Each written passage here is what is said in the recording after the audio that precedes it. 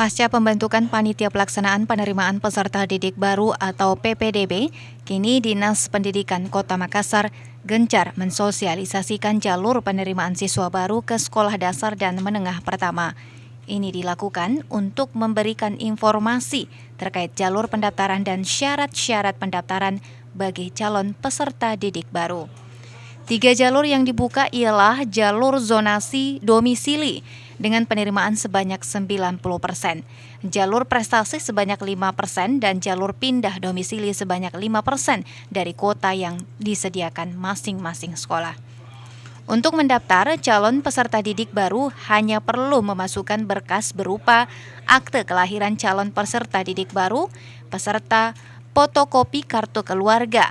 Orang tua siswa juga tidak perlu mengambil pengesahan dari Dinas Kependudukan dan Catatan Sipil. Penerimaan peserta didik baru tahun ini melalui 3 jalur. Yang pertama, jalur zonasi domisili, itu porsinya 90%.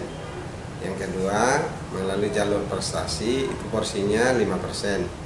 Dan yang ketiga, melalui jalur perpindahan domisili dari orang tua atau wali, itu juga porsinya 5%. Untuk syarat mendaftar, Pak?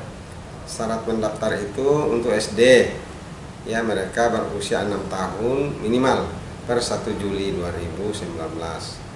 Kemudian membawa bukti tanda kelahiran atau akte kelahiran, ya, kemudian kartu keluarga karena dikaitkan dengan domisili. Kemudian saya mau sampaikan tidak perlu ada pengesahan kartu keluarga ke catatan sipil, dengan catatan bahwa pada saat dinyatakan lulus maka kartu keluarga asli harus mereka bawa serta datang ke sekolah tempatnya lulus. Pendaftaran peserta didik baru untuk SD dan SMP akan dibuka mulai tanggal 24 Juni mendatang. Penerimaan siswa baru berdasar pada tempat tinggal siswa dan tidak akan dilakukan tes masuk sekolah. Dinas Pendidikan hanya meminta agar berkas kependudukan calon peserta didik dilengkapi saat melakukan pendaftaran. Ira, Pajar TV dan Pajar Radio melaporkan.